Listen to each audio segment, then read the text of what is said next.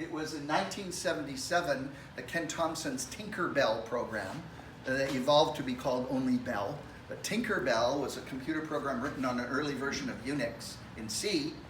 And when I sat down to play chess against it, it throttled me. It just blew me out of the water. Now, I'm not a very good chess player, but it's a really important transition time for a human who studies AI to be throttled by a computer program. So what I've determined is that computer programs like chess, checkers, this is the first program that ever beat a world champion,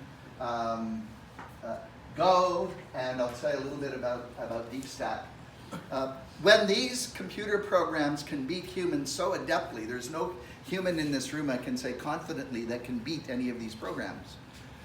It, for me, produces a marvelous focus on what humans actually can do. Right? So don't waste your time becoming a professional Go player unless it's your passion and you have someone with deep pockets to fund you and you have fun. Right? It's not a battle you can ever win, and that's one of the things we learned from this. You may not have known that AlphaGo and AlphaGo Zero were built by people from our group working at DeepMind. And that's because we have one of the world's academic Go experts in our group. I want to say a little bit about the last one, because maybe the most important thing is how these things are evaluated and whether there is a glimmer of a line of sight to business value from doing that. So when Michael Bowling completed Deep Stack, that is the computer program that plays No Limit Texas Hold'em, the standard game at which professionals win and lose money, the best way to evaluate this was to play against humans. And this is the list of the competitions. So the number of hands they played, those poker player ranks in the world at this point, this was done 2017, and sort of the adjusted win rates. And you can see that even the best win rates here are still winning about 1/3 of the time. So you could more or less create a mathematical argument that says in the limit, you will never beat this program. And after 3,000 rounds, if the 10 best people in the world cannot beat this program, chances are, if I beat it, it's going to be pure dumb luck. And if I play more, I lose more. So that's one of the ways to think about the value of these computer programs, is can they be monetized to produce this? I told Michael we should use his program to raise research money to do AI research. Nobody's buying that yet. But here's the thing I want you to think about for the rest of the things I'm going to tell you about at the frontiers of AI, is think about whether or not AlphaGo Zero can interact with you, can understand the game of Go well enough to make you a better Go player. The answer is no, because it has no model of what it's doing. I tease my Volkswagen colleagues, I have this Audi TT, which is an amazing vehicle. I cannot drive it to the limits of what it can accomplish. Why doesn't it have a model of what it can do and what I can do, and close the gap by teaching me how to drive it better?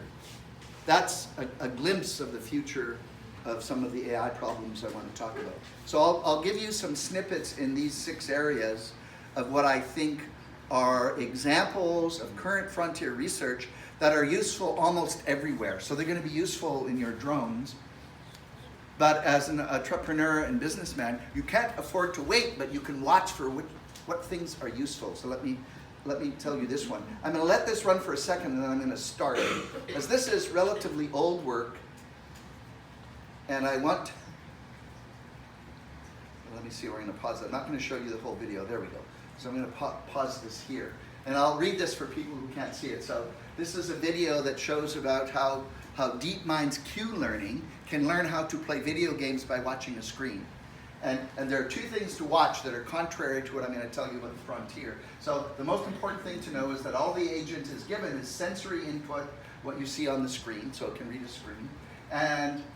And it was ordered to maximize the score on the screen. So in most of these video games, the score on the screen is determined, like in Space Wars, by reducing the number of pixels comprising a blob, which might be an enemy or doesn't matter, right? So it's maximizing the reduction of blobs on the screen, and this claim is written here as a claim about how powerful this is. I take that as the most negative claim about modern AI there can be. No domain knowledge is involved. This means that the algorithm doesn't know the concept of a ball or what the controls exactly do. Complete, utter mistake from the long-term view of AI. And so for the rest of what I'm going to show you at these frontiers, think about the following thing. Think about who your best teacher was ever. Isolate one of those and think about the following thing, is that you're a good teacher, there's a good student-teacher relationship when the teacher can create a model and that model intersects with your own model of the world sufficiently so the teacher can convey to you what you don't know. That's it, right? It's as simple as that. So think about your best teacher and now watch where some of the things are going. So here's where one of the things are going. Think about this, and the reason I put this here is because I'm going to attempt to challenge you with these ideas of big data. I'm going to talk about what big data is to a computer scientist and what big data is, what little data is, and how it's useful. So here are 3 sources of big data. I've calibrated them to illustrate that they're in gigabits per second. So the smallest one, if you like, the NASA-run Worldwide Carbon Flux Network is generating that much data. DNA transistor, these are now starting to come out in handheld sequencing. You take a DNA strand, you slice the part down the middle, get half of the ladder, drag it through a little tiny capillary, which is doped because it has different electrical properties, so it's like a transistor, and you generate data to create sequences of amino acids. This one is the most impressive, and I'll say one more thing about that. The Square Kilometre Array, which is being built in Australia and South Africa. The square kilometre is the size of the radio dish footprint if you look down to Earth. And that it will generate about 10 gigabits per second. Now, the most important thing for big data for computer scientists is we don't have enough storage to store any of those sources of data. We simply don't have enough storage. You can't go buy it in Malaysia at Western Electric. You can't store it by quantum means. There is no way to store all of this data. So now let me ask you the question as a teacher. If I give you too much data, what do you decide to keep? What do you decide to throw away? That resonates with you. You keep the stuff that resonates with you, whatever's important. Absolutely, you keep the stuff that's relevant to you. So if you're a scientist and you're building a theory of what happens and what generates force when you can measure mass and acceleration like Newton, you can say, oh, as long as things aren't moving near the speed of light, I can calculate force by multiplying mass times acceleration. So you're not going to look at the data that's generated that isn't relevant to what you have as a model about the world, right? That's exactly the frontier, a big frontier of AI. So here's the example from the Square Kilometre Array. The black hole guys are really excited because the frequency at which that square kilometre array can capture data is under 100 nanoseconds. So it's sampling faster than 100 nanoseconds. And they're going to throw everything away except the stuff that gives them insight into gravitational waves. So the theory is that black holes in a configuration, a constellation of black holes, affects gravity more profoundly than one black hole. And if they can measure at this frequency, they claim they can build a model of, if you like, black hole clusters. If they didn't have the theory of what they were looking for, they couldn't find it because they couldn't store all of the data. So you must have a model in mind. It's as simple as that. This is one of the most beautiful ones I know because even though these are all artist renderings, by the way, how many actually believe that the recent publication of a first picture of a black hole was in fact a photograph at all? Nah, sorry. Good creative art direction at a publication by a journalist. You can't see a black hole. Right? You can model it, you can draw pictures of it, like here. You can't see it anyway. So now here's what our group in reinforcement learning is doing. Instead of building non-modeling surfaces, they're taking this. So Michael Bowling is one of the leaders in this thing, that in this area that says apply reinforcement learning, build models of the game, not models of the screen, right? And so that means after a deep learning mechanism, a deep reinforcement learning mechanism has learned how to order the actions, the repertoire of actions, there can be an explanation of why those orderings were chosen. So why did you choose to move the slider on the Pong game and at this time in this direction? And the answer is because the ball was moving over there and I calculated its trajectory, and at that moment in time these were the best actions to take. Instead of saying, I don't know, it works. That's the old answer, right? So there's one frontier, is building models. And you'll see a lot of model building here. Now I want to give you another idea about conveying models to humans. Right? So augmenting humans with interesting ideas. This is a representation of a test problem in machine learning clustering. So the test input is for something that Americans know much better than me, NCAA football games. So the North American Collegiate College Football Association, whatever you call it, in NCAA. That's what your news announcers call it. So the challenge problem is this, is if you've given a list of games amongst teams at different places, the challenge is to figure out what the divisions are in NCAA. So who is in which division and what the division boundaries are. So the reason that I'm showing you this is because we run a clustering algorithm on that schedule, and then what we do is we draw the results of the clustering in order to be able to determine, for example, how many divisions there are. And the reason I show you these 4 pictures is back to the teacher, is if a teacher gives you one explanation that you don't understand or you have to ask questions about, then maybe the teacher's going to try to give you another explanation, right? They're going to refine their knowledge of your knowledge and then try to give you another explanation. So these drawings are drawings of exactly the same clustering result. No alternative clustering. One run of one algorithm to do the clustering, and what you see instead is for humans. This is to render the clustering for humans to make decisions.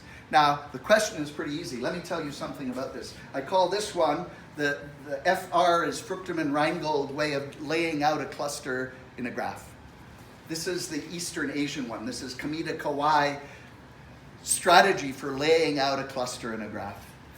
COM-B and COM-C don't have any fancy names. They were done by one of my colleagues and a graduate student. And the question now for you is this, is think about the teacher again. Which of these layouts do you look at to answer the question, how many divisions were there in the NCAA schedule? It's kind of obvious, right? Top right. Right? And so now beware of models and explanations. These are, quote, visual explanations of exactly the same model. One of them is useful for answering that question. You can now fabricate other questions for your teacher about, for example, I claim that the Fruchterman-Reingold one is useful if I ask you to estimate the number of outliers versus the number in the centroid, right? So it says, I don't know, looks like about maybe about a third of these are outside the cluster. But that's as good as it gets. There is no one explanation, right? And so the next time a visualization company comes to one of you as an investor and says, I have the best visualization, you say, for what? And what are the alternatives? And why should I believe you? So that's another thing we learn in communicating with humans. This one is one of my favorites because in the precision health area, we have 3 of us that work on taking medical data and drawing conclusions from it. So this is the result from a competition whose inputs are ostensibly to look at fMRI images and try to classify 3 kinds of attention deficit syndrome.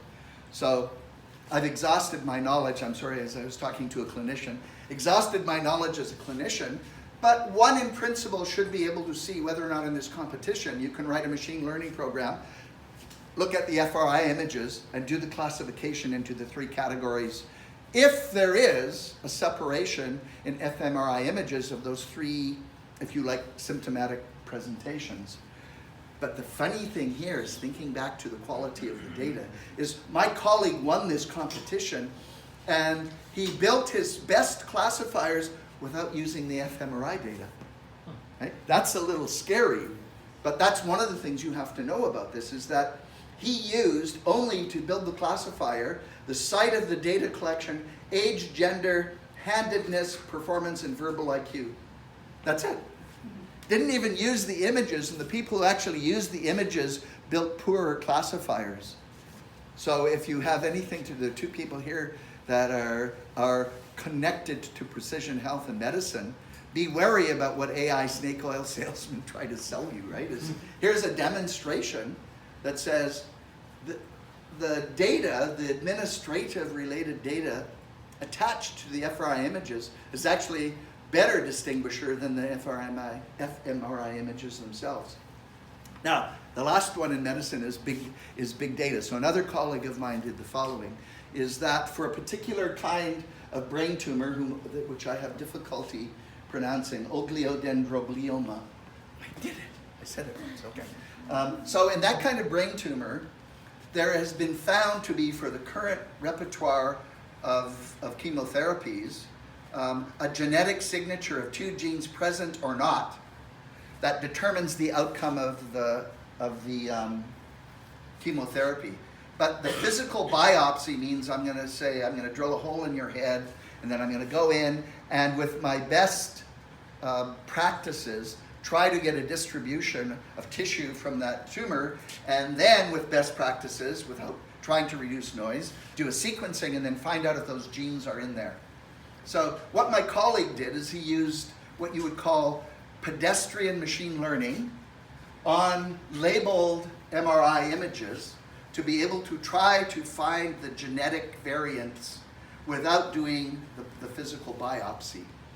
He did this, and the results are 95 to 96% accurate, which is as accurate or more accurate than the physical biopsy. Why is that? Well, because the physical biopsy has a lot of noise associated with it. The tumor is not uniform in terms of cells, for example, and things happen. So now the question is, how many labeled cases did it take to achieve 95 or 96% accuracy? Just a guess. What do you think?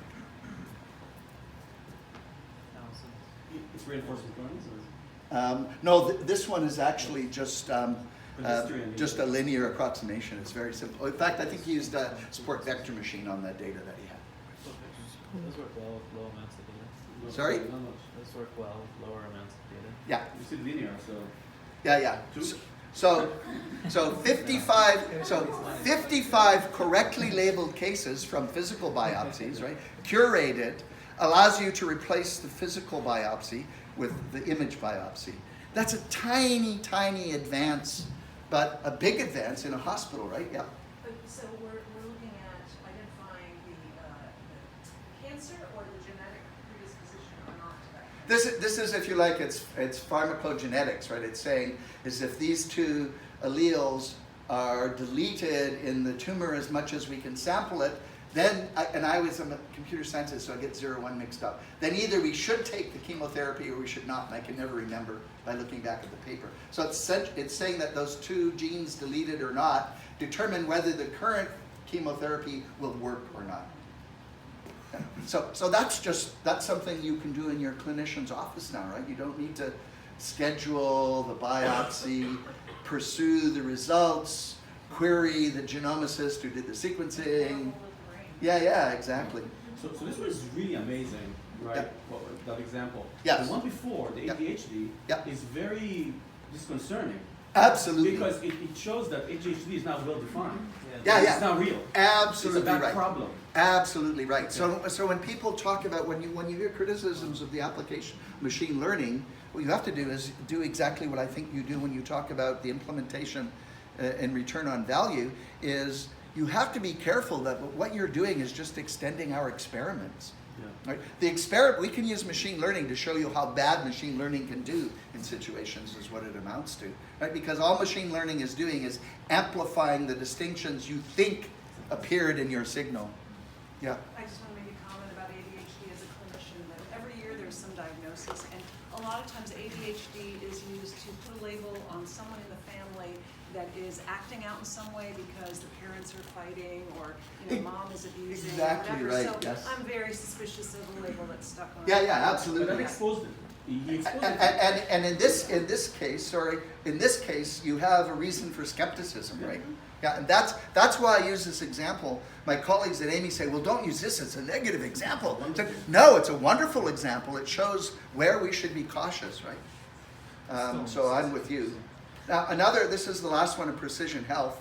So you see the calibration is we're using reinforcement learning to be able to train, to build, if you like, the policies that are the repertoire of actions a human who's lost a limb can take with a very sophisticated prosthesis. So what you do is you essentially put a learning component between the prosthesis and the human, which wherever they can connect with it by sample points, by instrumenting them with the equivalent of encephalography for signals in the arm. But to do that, you have to calibrate what normal is. So this image is better than just a drawing, is that in gathering data about what a normal human does when they lift something up, you can build a model that you can compare with as you train an individual to be able to use their prosthesis, because they're generating signals. They can learn to generate signals that activate one of the series of repertoire of actions for that prosthesis, and they can become adapted to it. So the same prosthesis for two different people losing limbs in two different ways can actually become more effective. It's a way of tailoring the human to the prosthesis. So that's another application of reinforcement learning. Here's the pedestrian application of reinforcement learning that I'm forced to put in here in a way. It's useful because it shows that you can use very simple learning mechanisms to automate industrial activities. This one is just about managing directly the trade-off from sensors about modern water treatment plants, where there's a trade-off between cleaning filters and operating filters. And humans in a complex system do a very bad job of assessing when to do that. But if you instrument them, you can find this, you can find a sort of a sweet spot of when to clean and when to operate. We did the same thing earlier, 10 years earlier. So here's a question for all of the women in the audience. Is we did this study of multi-criteria optimization on diagnosis and repair for the biggest fleets of trucks in the world, that is our oil sands trucks, which they can move up to 900 tons of material in one truck. And the tests were about the optimization of operations to move material, which has a goal, and maintenance, and these things are expensive, so you don't want to drive them into the ground. You do actually want to take them in for an oil change and inspection and stuff. So we started off with this multi-criteria optimization problem, and we found this separation, and we couldn't figure it out. The separation was between male and female drivers. So all of the drivers in these oil sands situations now are either autonomous or female. No more male drivers, right? Yeah, this is a rental car, right? It goes faster and goes over bumps with adeptness, right? So that's also something you can use machine learning to find out, right? You can find separators in the data, and you can do that kind of thing. So now, I don't know how much time I have, but the last thing I want to talk about is explainability directly, and it arises out of natural language programming and natural language studying. So this is the caricature from the cartoon group XKCD, many of you will know. And it's the caricature about what we use as scientific data to build things like Google Translate. So the likelihood of you translating from one language to another and intending to use the word blog in this sentence when you're translating it to another language, by this measure is relatively low, right? It's unlikely that the translation would be that you died in a blogging accident. I added Pokemon to this before, but I didn't. But as much as this is a cartoon and a caricature, it's actually the way things are done. So it's relatively easy to generate. For any good linguist, linguists are trained to generate counterexamples. So my friends who are linguists always giggle when they see the translation systems that we have, which I rely on, by the way. They're good enough for me to translate a story from Chinese to English so I can figure out what the story's about, for example. But they can't do the subtlety of language. So if you overheard at a cocktail party that John wants a sloop, do you know whether he wants a particular sloop? Or as the famous American philosopher said, only desires relief from slooplessness. Two different things, right, in the same sentence. And you won't get any translation doing that. So now let me give you a challenge from the computational problem of information extraction and entailment from law. So can anybody answer this question, whether, if this is a statute on the left translated from Japanese, that is intended to cover the situation where someone is liable or not for doing damage to a luxury kimono, but saving them from being run over by a car, what's the answer? Well, in this case, it's yes or no, and so you're going to be right 50% of the time, right? But I can't answer this question, but it's a natural language challenge problem. And so this one, case law, is to say, if I have a query case and 100 or 200 or 1,000 case law judgments, how can I pick the ones that should be noticed and that a lawyer will use in a court? So those two challenge problems are explainability problems. Is how can you explain how the statute or the case relates to the thing you're interested in? So this is one thing that we've run a competition on with my Japanese colleagues for 6 years now. And I don't have time to go into the details, but I can tell you where U of A placed in this team sport of competition. Many people who try it don't try it twice because it's really hard. So I don't have the resources to try this again. But we've done it every year, and in the statute law case where we are talking about the semantics, we've been first every year. In the case law, which we've only had 2 years going, we've been first both years in doing the analysis. The reason we do well is because if we used only machine learning, we would fail. We use linguistic knowledge about the structure of legal arguments. That's why we beat people. So the last part, how am I doing on time, Jimmy? Good. The last part is explicitly about how all of those systems need to be able to build models that offer the basis for explanation. So why shouldn't my TT be able to teach me to say, hey kid, you're driving, it's slippery, you've turned into the skid. On a two-wheel drive car, you should turn the other way. On a four-wheel drive car, hit the gas. Right? Why can't it teach me that? It's a hard thing to do when you're used to driving a rear-wheel drive car. So this is one of my favorite cartoons. Why we need explanatory systems. Right? So here's two humans having a discussion about why one automated car pulled over the other automated car. Now, I want to tell you that we're very close to one of the last hype areas, the last AI summers, which was built around knowledge, explanation, and expert systems.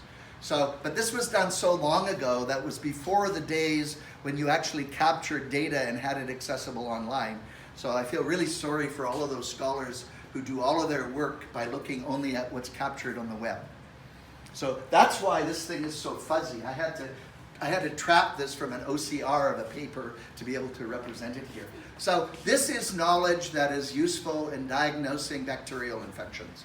It's been codified in the days of expert systems. And the bottleneck is that you don't have enough time and resources to codify all of the knowledge. Right? It's expensive. So register this on the parking lot part of your brain saying, we need to use machine learning to build things to capture this knowledge. But we already understood how to build explanations because the knowledge thus codified was written in a way where you could follow a chain of inferences. And how many people have heard of Myson and Ted Shortliff at Stanford? So Ted was both a PhD in computing science and a PhD in medicine and a clinician. And what most people don't know is he's from Edmonton. So now why did I put this here? It was because we want to be able to use machine learning to build those teacher-student models to be able to inform things. That would catch your attention, right? We have this man here from Columbia who's got a startup which is about teaching, improving the effectiveness of teaching, right? So here's one of the things I agree strongly with my colleague Rich Sutton, is the point is that when you look at those Myson examples, they don't scale.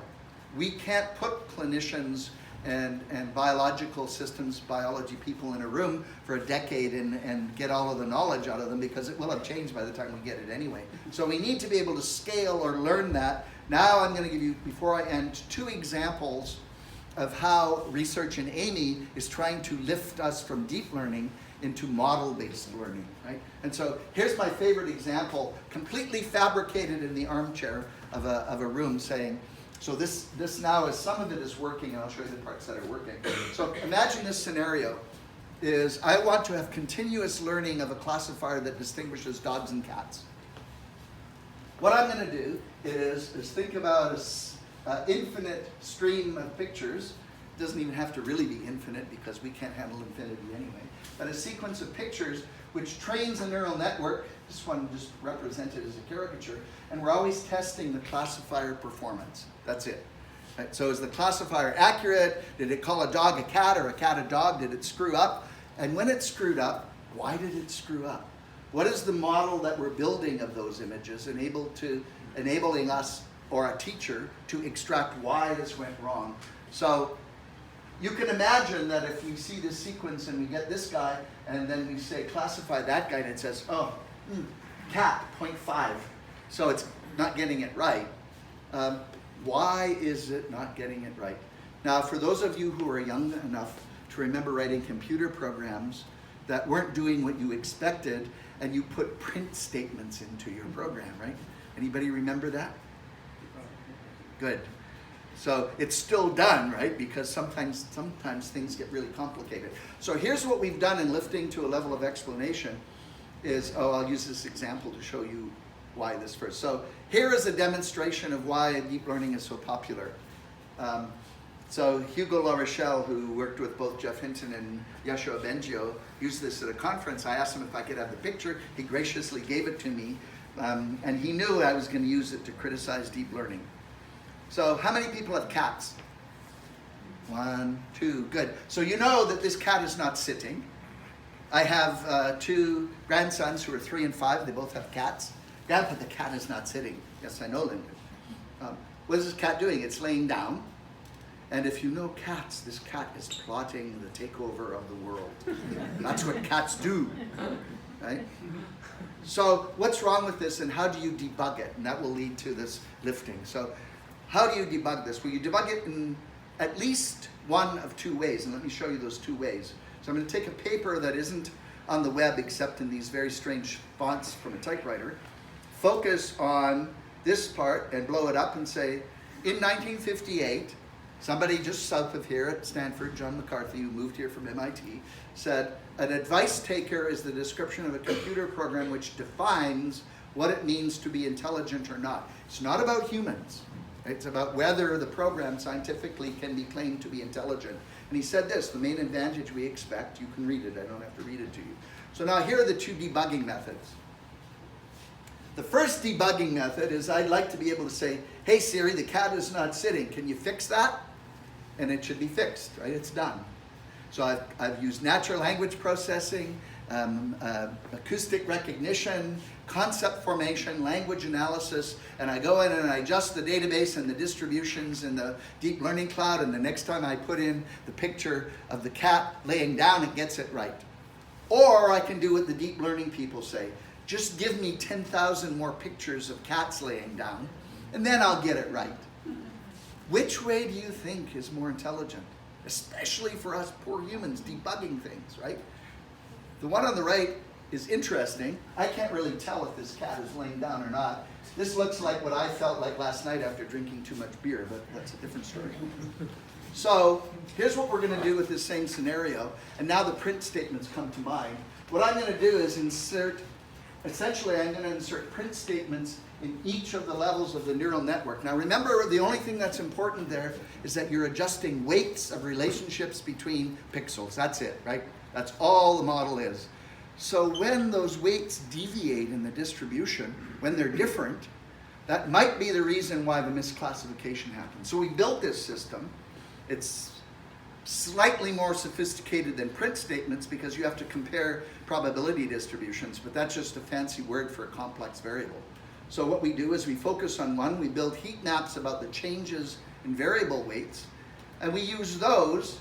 So for example, this image here is classified by the Visual Graphics Group Standard Test Set for Images from Oxford. This one comes out being classified as a picture of a dog. Now, apologies to you cat owners. Right? There is a cat in there. Why is it a dog? Well, when you do that equivalent of the print statement, what you get is a heat map that says the VGG trained classifier was only looking here. That's why it gets that answer. And you don't get that except by putting the print statements in to the distribution. So that's one way to think about it. The last thing is a tougher problem. So when you use learning on images, a pixel in one place is somehow related to a pixel adjacent to it. In text, a word in one place is not just related to the word next to it.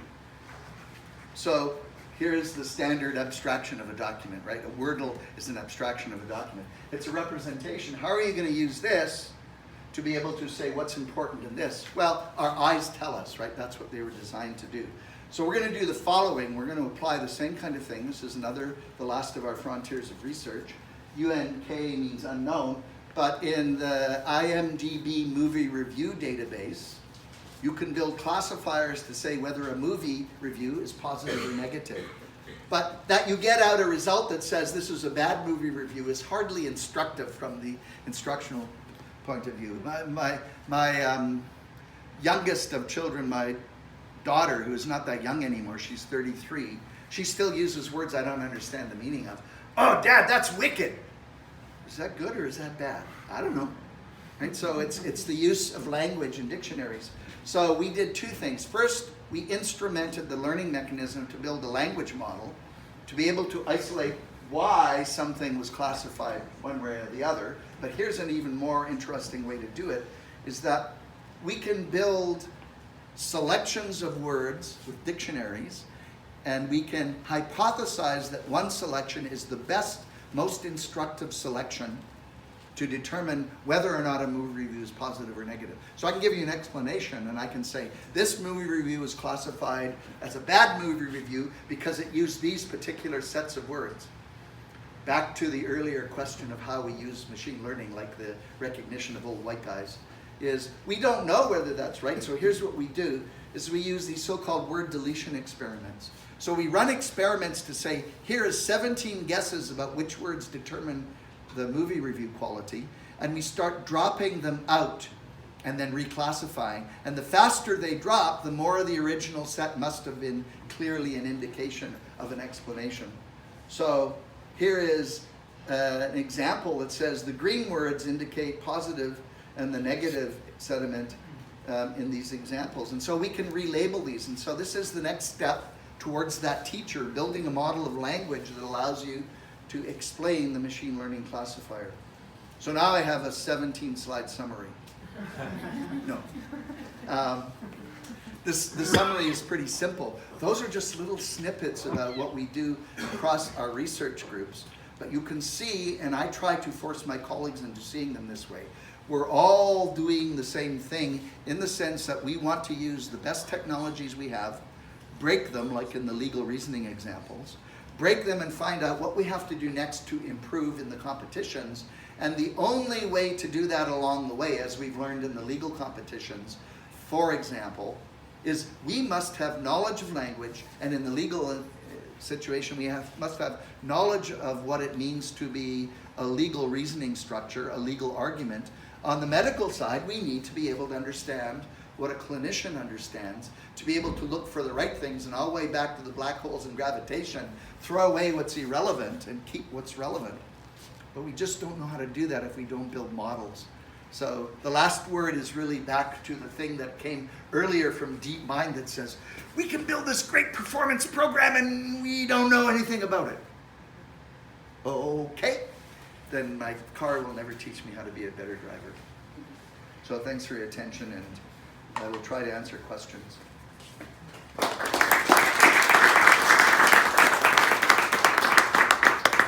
Because we have to keep going, right? Bruce is next, is going to tell you how to actually use all of this stuff. Yep. I just want to thank you for Yep. I'm so happy I came here today, because in our company we have this generational arguments. Yeah. The young guys, Yes. and I'm not one of them, are really pure connectionists. Yes, absolutely. Yeah, I know and what you mean. and I'm an old geezer. Yeah, and yeah. I need to have a model, Yes. right? Yep. So if I understand correctly, I mean, you guys Yes. are really thinking the way forward. Is Well, we with- have that full spectrum too, but Right. we haven't done is drank too much of the Kool-Aid, Yeah. right? So generating automatically models, Yes. you know, that's, I guess, as opposed to analytically building them, you know. Exactly right, and it's reaching that that chasm between building them bottom up and orchestrating the models that are the explainable ones top down. So So I just want to thank you Thank you. because now I'm going to go back and. So I'll tell you an anecdote from one of my colleagues. I was giving a talk, and at the end of it, an engineering student came for me and he says, "Oh, that's easy. I know how to build explanatory models." I said, "Okay, how?" He said, "Use deep learning." And then my colleague said, "Now you have two problems." It's how do you say that? It's turtles all the way down. Yeah. Right? Yeah. Thank you very much. Next. Thanks, Randy. There'll be some, oh, go ahead. Sorry, there's one more question, Randy. Yeah, no problem. Yeah, just have a quick one. Thanks for remembering that about that stuff. But Yeah. I just have a question about what do you think about the way we're going to learn things in the future? Do you see a way that this is going to change? Is it going to be a better way with AI to learn, to get concepts inside? Like if we think about the matrix and you put the thing in their head and you get Right. all that information, right? Think about the scaling problem. Is that you will find lots of people. So, for example, I was giving a talk at the University of British Columbia last Friday to a group of psychologists. Right? And the reason for doing that is I want psychology input, cognitive scientist input into what counts as explanations. When I get that, I get a framework about how to automatically build models. And I think that that's the way of the future is just using this stuff to augment what we want to do as humans. You know, if a couple of robots get together and decide they understand BART well enough to use it, that's up to them. But now here's something you can take away and think about, is that here is one of the things that arises from explanation, is if I give you two explanations and they're contradictory, then think about the model you need to resolve the contradiction. So in diagnostic reasoning, for example, if you observe that you have a runny nose and a fever, right? I can come up with contradictory diagnoses. One is that it's allergy season, and that the allergies have had a profound enough impact to create a fever and you got a runny nose. Or I could say you have a rhinovirus and you're developing a cold. Those aren't necessarily compatible. What do I have to know about a model to resolve that contradiction?